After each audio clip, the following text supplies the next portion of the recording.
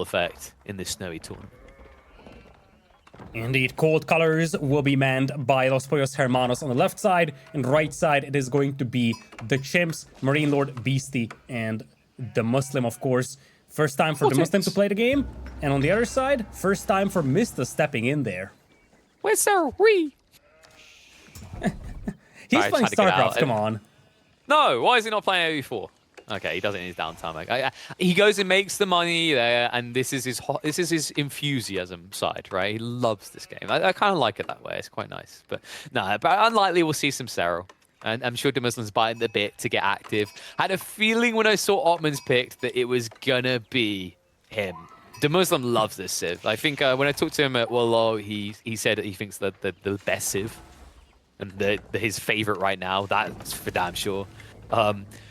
Mixed feelings on how he was doing in the practices, at least early on when it came to water maps. The Grand Galley strategies were not working out as intended, but here on land maps, he's definitely a force to be reckoned with. For sure.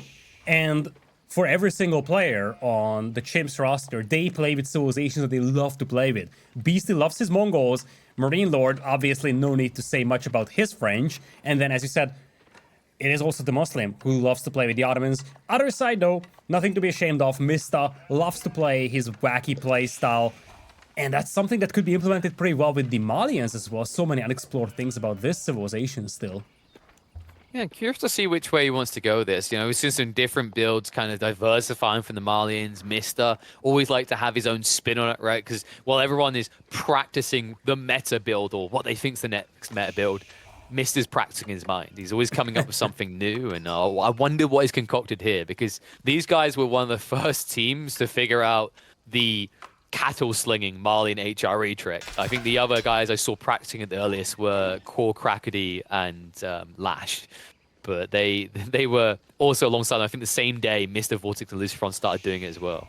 So they're always looking for the broken thing that's next. Yeah, now, for the time being, it looks like the start of the game is in line with our expectations. There is Beastyqt coming in with a couple of spears. Not much aggression so far from DeMusliM, though. He only goes for one spearman so far. It's going to be interesting to see how much he commits to Dark Age. Because I think, as we talked about this one at the beginning of this game, or prior to the game, this first couple of minutes could easily be the make or break for them. Late game civilizations are more on the side of VortiX's team. But there's a lot of early damage potential for Beastyqt, DeMusliM, and MarineLorD here, especially for Beastyqt and DeMusliM with the double spearman play. Yeah, I just think like the difference between 2v2s and 3v3s is an Ottoman player is less likely to build a racks in 3v3s than in 2v2s, because it's too much of a distance to cover to efficiently block out multiple players with a spear rush, right? Like, you're going to annoy one player, but the others will tech up by the time you're done doing that. So I like this opening from DeMusliM, aka Voldemort, where he just goes for the military school straight away, and he's not paying for these spears at all. And the primary target is going to be the HRE player. Good value already, because that gold mine is going to be denied. And if you take a look at the minimap, not a lot of backup gold mines for VortiX to work with. So slowing down the HRE player is a reality. Go Malian base. Just be Malian. Take his gold away. I mean, he's like, what are you doing here? That's his best guess. I mean, like, I'm trying to figure out if there's like a way that he can try to micro on the goal, but I just don't think there will be. Not with the fact that, like, it's not just the Mongol spears here, it's also going to be Ottoman spears. Like, I wouldn't be surprised if Beastyqt builds a second outpost in someone else's base, because between him and DeMusliM, they're going to have 10 spears. Yeah, exactly. Good value could be achieved here. Now, it looks like we do have some spears out there for Lucifron with the Delhi. We didn't really talk about that. He stays in Dark Age, goes for his own spearman, just now starting his HUP process. So it is his job to shield his teammates from this aggression, but his spearman numbers rather lackluster compared to what they're facing. It's already 9, 10 spears now from Beastyqt and DeMusliM. Yeah, quite funnily enough, he calls himself Voldemort because he's going to make everyone else bald from the molding. At least that's what happens when they come at you with this many spears and outposts early on, but nice counter spears from Lucy. Will intercept, so outpost immediately blocked to go for one a little bit more reserved on the wood line. And this is annoying for MiSTA. Remember that in 3v3s, the wood lines are often not very close, at least for some players. And something I've got to say that I've noticed in these generations, you might notice it as well, Lidakor, for some reason, frequently the north side spawn team end up closer to wood lines than the southern one. Interesting, I didn't notice that myself. Oh. But what I do notice is villagers being picked off from Mista here. One villager goes down. And the two front villagers that Beastyqt has brought are still alive.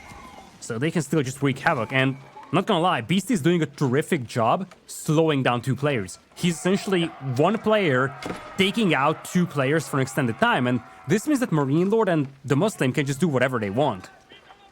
Yeah, it's so difficult, right? Because I think the logic for Los Pollos Hermanos is like, okay, we have more military, like we have less military, but we have healing, right? So we can just heal off the damage, but there's so many spearmen, and ever since they're buff damage in Dark Age as well, it's actually quite easy to outdo the healing unless you rapidly pull away injured troops. So very difficult for Lucy to maintain the troops here, and also keep in mind, any scholars over here healing are slowing down his Sanctity unlock timings and any other tech he's going for. Yeah, and that's the annoying part right now. That you have Luciferon slowed down. You have VortiX slowed down as well, whereas on the other side, MarineLorD, he even has 4 knights somewhere. We didn't really see them anywhere because they're just not even a factor right now. MarineLorD can just sit back and chill. Same thing for DeMusliM. And yeah, look at this. Behind this, Beastyqt's even setting up the trade already. This is such a good start for them. Like, what is that gold vein as well? That's such a wacky spawn next to the tree line that far away from the base. That's just going to be free raids. And remember, like, if your Mongol teammate just comes around one spearman, he can get payday. That's pay dirt. This is the dream. This is why Mongol gets picked so much against Malians. They build all these cheap, undefended houses away from their base, ready to be torched. Yeah. Now it looks like we have Castle Age coming in here for VortiX with the Burgrave Palace. Managed to secure his gold mine once again. In the meantime, it looks like Mista is not paying attention to his gold miners. We'll lose another one. Eventually, this is gonna get cleaned up, but the value is immense. Look at that. Pit mine's getting torched down. Villagers got picked off. Now knights are swooping in for some kills. So much damage was done here early game. Exactly what Beastyqt's team needed to do. I mean, all I'm going to say is it's starting to feel like Chimps got a wake-up call from themselves. I remember that they were live streaming the other day, and you know, Beastyqt looked defeated. They didn't feel like they had enough practice time. The scrims, they're getting roughed around a little bit. I think MarineLorD, I remember him saying, maybe it's good if we do not win. Like, he was kind of like, because we shouldn't win because we didn't practice enough. But apparently something triggered in the minds. They've come together through that hardship, and now they are looking pretty dominant against the team that a lot of people would have had pegged as the clear favorites here in the Winter Team Championship. Exactly, this is the team that won the last team championship out there, and they did so in 3v3s exclusively. So, if anywhere, then in 3v3s you probably would have said, okay, they probably have the edge. But this time around, so far, it's all Chimps territory. This game is looking pretty decent for them. Oh god, am I just underwhelmed by the men-at-arms count right now? It's not just me, right? Like, it doesn't feel like it's going to have an impact, especially when I consider like there's more knights already, and also look at what Beastyqt's now building. Yeah, he's going trade, and Mangodai as well. No, he's going Mangodai. Yeah, that's a bigger thing, which means that you can't hit anything. Oh god, someone else is going to have to join in here. It can't just be VortiX to carry this. Yeah, I feel like the problem is that the Burgrave build kind of targets one player. It's an all-in style approach. You dive the base, kill the eco. But for one thing that you can't do with it very effectively, at least, is, for example, shut down trade. And Beastyqt is setting up that trade. By the time those men-at-arms arrive in numbers, I think Beastyqt could be up to Castle Age. He could have some crossbows to deal with those men-at-arms. And I just don't see any potential from Mista's team to hit the trade of Beastyqt. Whereas on the other side, Mista is the Malian, so you could say, oh yeah, he could have his own trade, but that's not something that he has right now. No, just like, here's the issue. When you look at the draft and you look at the way this early game's played out, point to me on Los Pollos Hermanos' lineup, who was the aggressor? Yeah, I'll wait, because you're going to be looking for a while. It's like a Where's Wally, but we took Wally out of the picture. Like, no one here has even threatened aggression in this game. I was surprised about this lineup. Felt like they just wanted to go for that intermediate part of the game immediately, but on the other side, you had Civilizations, which are all really good with that early aggression, yet they still have a good escalation. Talk about the Mongols trade, or talk about French adding a second PC, presumably. Or, even better, Castle Age for the Ottomans. They have the option to go aggressive at the beginning of the game, but they also have the option to escalate. Whereas on the other side, that early aggression component was kind of missing for Luciferon's team.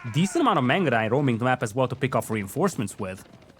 I think we might have to come up with a nerf for chimps in this series. Perhaps we make them have to communicate in VoIP via monkey noises, because this doesn't Wait, look don't they fair do that right already? now. I mean, sort of. They call each other apes half the time, but they do use English words in there. Sometimes subtitles are needed, admittedly, but it's just looking a pretty dominant display here, though. Knights and crossbows able to hold in this area. I mean, that's going to be most of the men at arms just gone. Yeah. And I don't know how VortiX will be able to long-term sustain this. His base is baby level small. I don't think he has that many farms, right? I think he's relying only on the beef, which you think would be good. But folks, remember, this is a 0.66 gathering rate. You are the HRE, so it still becomes a good gathering rate, but it's nowhere near what it used to be with the old 0.8/0.9 food a second rate that the cow used to have. Exactly, that gathering rate did have a nerf very recently, so it's not as good as it used to be. And it's also, I think, a little bit of an oversaturation there, so not all villagers are always able to work every single moment. But the bigger thing is that as fast as you're getting your food, you're also burning it really fast by just having so many men-at-arms picked off by the crossbows. You see the damage every time he tries to chase out, and this is on the side. The Mangudai. Like, I'm worried as well, because I'm seeing what Mister's doing. I understand it. Yeah, Javelin throws is the solution here. However, you're being attacked by ranged units in the north and the south. I don't know if he has time to get enough troops to defend both sides of the base. It's getting tricky though, because look at the trade count. Army numbers are still relatively even, so they can hold this off, especially because they have a lot of walls to fall back behind. And Mista is coming online with that trade. He's up to 47, starting to mass link his teammates. Yeah, and the Mangoes are here now, so the Javelins can't even come to play anymore. The moment that DeMusliM notices they're going to be gone, they'll be gone before that though. MarineLorD jumps in on top of them. So crossbows are still going to dictate the pace. Sure, you do at least have trade going on behind this, but I do believe that Beasty's starting to wiggle his way in on the south side. He's made his way in with Mangudai, and they could just blitz through the trade on the back. Yeah, if Beasty makes his way into the trade, this could easily be game over. He's going to intercept so many of them, though. That could be the end of the story. Nothing.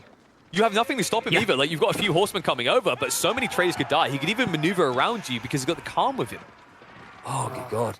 The only thing that Mista's team have left for them right now is that extra trade that they have, but especially with all these traders bringing back the gold being picked off, you get no value for them.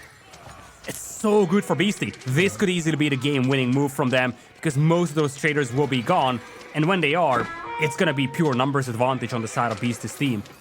Yeah, he'll fast stagnate after that, and you know, you can't look to Lucy to help. Lucy's still on feudal age. I almost feel like they just didn't build spears because they wanted him to have someone to build, because he hasn't been able to do anything in this game. He gave a little bit of healing early on, and that was it. No sacred site control, no fast castle, no keep drops, nothing. It essentially has felt like a 2v3 game for a lot of this, and I think, you know, it's not to be harsh on Lucy. I think it's just the Civ in this matchup and the way this played out couldn't do anything, to the point where Mister is basically having to buy him a Meteca.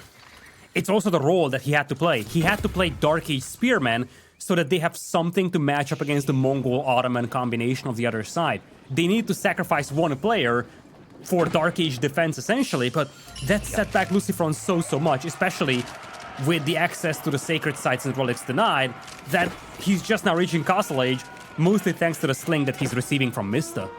And it's kind of a feeling like, did they defend? Did they really defend? It didn't really feel like they got much defense going, right? It's just more a case of the Mongols couldn't do more than they'd already done at that stage. They got baited in hard, and well, speaking of that Mongol player, feels like his late game, and it wouldn't be a real late game if we didn't say Imperial Age. I know we're in 20 minutes in, but that's just how fast he goes. So while there's finally a catch-up for Lucifron in the Castle Age, he's instantly behind again. MarineLorD also now teching up with the Guildhall, using his remaining knights to clash in the center, so Javelin throwers have to run for the high hills. It just feels like they're stuck on this north side, and south side feels like a fight that Lucy can never win. Yeah, right now, their hope is that they can drag this game out as much as possible, because Mista's trade is really starting to show some great life signs. It's just the fact that they need more time. Yeah, he's rolling out the moolah for everyone. The time, they get a bit of it, but I don't know if they're going to get as much as they want out of this. I wouldn't even be surprised if behind this we're looking at an Ottoman tech up soon. That could possibly be on the horizon, but for the time being, it's going to be the HRE player following Beasty, as VortiX is teching up now with the Pulse of Swabia. We'll give him plenty of disposable eco units, but I am getting worried about this, folks. we're in late game, at least by Mongol standards, because they're Imperial Age, and we're massing Magadai. I think we know how this story ends. Yeah, for sure. You need walls beyond everything right now for Mista's team. If they can stonewall themselves up, that could be a decent scenario for them. Don't forget, in the very late game, you probably prefer the combination that they have, but they need to get there first. VortiX is up to Imperial, but they need to make sure that those Magadai never get in, and it's gonna be challenging to accomplish because MarineLorD will just use his knights to burn his way through those walls. Support Beast is pushed in the middle. Then that's the burn through commencing as MarineLorD is going to open a path through. Of course, DeMusliM still holding his opponents hostage in this area. Maganel has been left us lonesome though, so that's an opportunity to pounce. Magadai may not want to challenge javelin throwers here, but considering the amount of troops they've got, to hell with it. Yeah. They're thinking about it. I mean, it's worrisome, right? Because like you have more damage, but you're also paying more for each of these units. You don't want to lose them like that. Yeah, you don't want to lose the matter like that either, and looks like Lucifron's team is holding this. They have overwhelming numbers right now. Lancer is making an appearance here for Lucifron, and the thing is that Beastyqt can't commit. This is where it's getting tricky. Those Magadai are extremely dangerous when you give them open space and a lot of damage potential, like we are seeing over here. Yeah. But in a straight-up fight, they're terrible. And then the other thing is also, like, at this stage, in some ways, French plus Mongols becomes counterintuitive because French players want to stay put and attack, right? Because they charge in, they get the bonus damage. Magadai just want to keep moving away. It almost feels like any other heavy cavalry civ would work better because they don't care if they get the charge off. They don't miss out on bonus damage for a few strikes. The French do, though. Yeah, but this is what you want with the Magadai. There we go, Straight-up baby. battles, you don't want to take them. But the raids, they're just so immense, and they just slip past those walls, and this is why I was so worried about the lack of walls. So much damage being done here. And this is going to hurt more than is apparent at first, because look at what Mista was doing. He's building the Fort of the Huntress. He just spent 3,600 resources. He needs the additional income that he's now going to miss out on. And I don't even know if they've noticed. No one's coming to defend. This might be game here. They just lost so much trade, and they try to fortify this with keeps from Lucifron as well, but the value is immense for those Magadai. This is exactly how you want to use them. You don't want to take up straight-up battles. Just run circles around the opponent, pick off the eco. Wow. And, oh my goodness, this is just so devastating. Yeah. But he's buying time as well, Lidakor. Like, the only player sending troops out to the mid-map right now is VortiX. Because Mist has to come and defend this. In the process, he's still going to lose a lot of traders as well as villagers on the way. In fact, a few of these Magadai are probably going to make it to the backside where they won't even be harassed anymore. Instead, they'll just continue to do the harassing. Enough of them with the incendiary arrows to insta-kill each trader as they go. And already, look at that. Typical Beastie. I lost an army? What army? They were at home all along. No one died here. You're too young to know about death. He's got an entirely new battalion at the ready to fight in the center. The lack of mobility is haunting Mista's team so badly here. And look at Beast is still active with the Magadai. This is probably the worst nightmare for anyone trading. Mista's trade completely disappearing from the playing field down to 30. It's a 100 eco lead now in the favor of Beast's team. These Magadais, they are the MVPs. They single-handedly devastated the entire eco of Mista. Every time I see Magadai do this, I'm reminded of the egg thief in Spyro. I just feel like that should be a noise they naturally make so you remember they're there. Nya, nya, nya, nya, nya, as you just can never seem to catch them, just like I couldn't catch that annoying little thief. It feels impossible. It's a lose-lose situation. You're either already in position to stop them or you're screwed. And I think you mentioned it earlier, Lidakor. Build some stone walls. It's usually the thing you prep for if you think a game's going to go late against the Mongols. Yeah, quite frankly, even just some palisades would have worked because it's not like the knights really burned their way through a lot. They just did that in the middle part, but that's it. For most of the time, it was just a Magadai diving in because there are still gaps in those walls. Now you got some horsemen though, and you see, same thing. Opening on the walls, and they can just run around it. It happened in the south, but that was because it was 2 players. This is just 1 player's walls. Oh, it's okay, he doesn't know. Okay, he doesn't know, It's KP. not a chimp, he's a baboon. He didn't realize yet. It's fine. Oh, MarineLorD. Oh my good. All right, yep. BC just put DeMuslim's child through college. Very kind of him. Good donation. I feel like you're underestimating the college expenses of a kid today. I mean, he lives in Sweden, right? I know Denmark are good by their people. I don't know. Maybe Sweden has some sort of they'll pay for it situation.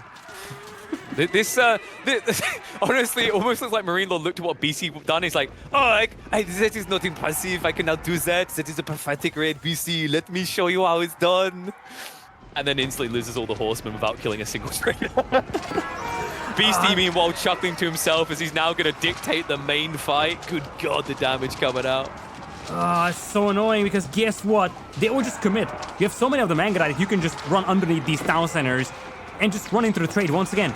Mista is up to 60 traders. He's back on track. But as long as they can't prevent those Manga from flooding into the trade, Beasty can always just wipe out the trade in a blink of an eye.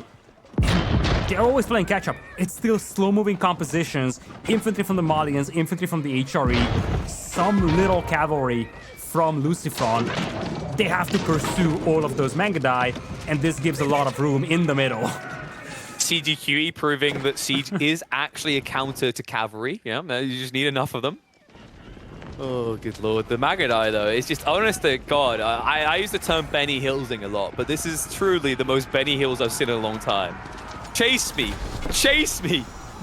You never seem to reach him. It's like a fat kid reaching for cake, but I just keep lifting it up out of range with your tiny arms. I wonder when they will switch to a unit that can actually catch them. Like anything, really, beyond infantry. Like, what can catch them, though? Like, cavalry can't catch them either. There's literally... You know what will catch them? Walls. They've been very good at building walls so far, but sadly, they've been very easy to burn through as well.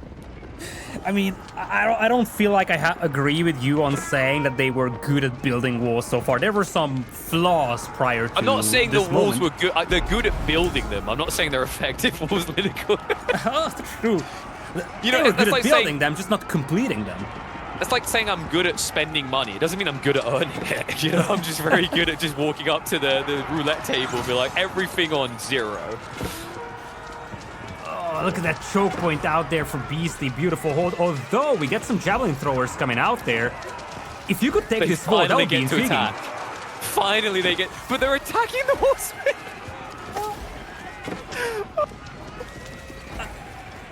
I'm just stunned by the chaoticness of this game. Like, it's just not stopping, right? It's like, hey, oh, you're making progress here? Well, let's just go in over here. You still only have wood. Now we have the great bombards. It's finally time. Let the thunder roll over the fields. We're laughing at this, though, but Beasty did take some beating on the left side, and guess what? They actually broken through the walls, and down south, sure thing, Demu does have a bunch of crossbows, but he'll be up against javelin throwers, so let's not say that Beasty's team has this on the backs just yet. They definitely seem to have a pretty convincing lead, but we have seen teams recover from positions like this before. They will have to go back to deal with this, though, Lidakor. Someone right now, it's like they're just drawing names out of a hat. Like, oh, just straws, right? Who gets a short straw? Because no one wants to go and face the Ottoman player. Like, I actually think that DeMusliM's comp beats any one of the players turning up to that fight. Yeah, that's very likely. In fact, for the time being, Beasty is more than happy just holding this with the Mangadai, and then Demu can just push to the south. And don't forget, Lucifron just now reached Imperial, so it's gonna take so much time for him to get his army upgraded. In fact, at this very moment, we might even be looking at Lucifron possibly being just wiped out. I mean, he's like, honestly, he's Oliver Twist right now. Please, sir, please. He's just asking for more. Every time, Mister's just bailing him out right now. I mean, ironically, it's a bit like the Greek economy. It's not looking good. More siege is coming in. Honestly, I don't even know if he gets these tech ups, Lidakor. Every time he's going to start them, the building's going to be deleted by this many cannons. Yeah, it feels too little too late. And we talked about this at the beginning of the game. Civilization selection somewhat limited over here for the coming games. What we see as a civilization lineup from Lucifron's team could easily determine how important they consider this 3v3. And I have the impression that Delhi is just somewhat lackluster for the strategy that they wanted to go for. If they had something else here, English, or maybe even Abbasid, something along those lines, maybe that would be more useful than Delhi right now. I'm going to help you optimize that statement, Lidakor. You stopped it. Delhi are underwhelming. There you go. You didn't need more than that. Like, most players have not felt the wrath and fury of Delhi often in team games. I mean, we definitely saw an amazing game in 2v2s, right, with MarineLorD and Beasty bouncing back, but gotta give a lot of credit to English and what they were able to do in that defense that allowed them to come back. Beasty's going for a wonder. There is no other Really? reason for Demu to sling wood to Beastyqt. He's going for Wonder. Look at the resource at the bottom left. Guess we'll have to end it for him. Oh, There's Lord. no other reason. I can guarantee you this. If it wasn't the Oh my chimps... god. This unit is actually absurd. I'm glad we finally got to see it. I feel like we don't often get to witness it, as most people won't let Ottomans this deep. And after Lucy has witnessed it, he has seen enough. GG gets called. Los Pollos Hermanos may have been the favorites for a lot of people, but they need you to channel that energy because now chimps are leading by 2. And just for good measure, Beastyqt did drop that Wonder. You could see the resource at the very end drop. In fact, if Vodka shows us the resource graph for Beastyqt, it is very visible that at the very last second of the game, Beastyqt did drop the Wonder. Nevertheless, it wasn't really about a Wonder. It was about the fact that Beastyqt was able to wipe out Mista's eco so effectively on not just one, but 2 occasions. And there you see it indeed. If the army wasn't enough, the Wonder probably would have been. Yeah, I mean, this game felt over for quite a while. We were having our fun, but like it had reached that stage where for, I'd say, at least a third of this game, there wasn't really any great progression. Like there was that assault north side, but let's be totally real about why that assault even began to succeed. It's because they all invested in it and DeMusliM wasn't there. DeMusliM was going down the center. Like that's the rough part about this is, you know, any situation you get in a freeway, I don't think you can win. And I think what we see here is when you've got these wide, giant melee mosh pits occurring, those cannons from the Ottomans will win a lot of late game scenarios. Yeah, for sure they will. But at the end of the day, obviously, massive difference in the trades. Mista has done a terrific job rebuilding the trade. It's just the fact that they could never save it. And you see, in fact, he outnumbers Beastyqt when it comes to gold by 40,000. But by the time it really became a realistic time to use it, it was too late. Like, sure thing, you can have 40,000 extra gold. You can sling it all to Luciferon, but it still will take time for him to get his techs. And this is where I really have to ask the question, was this the fault of picking the deli over here? Is it the deli being the deficient part of the equation? Or was it just the fact that the combination worked better for the chip?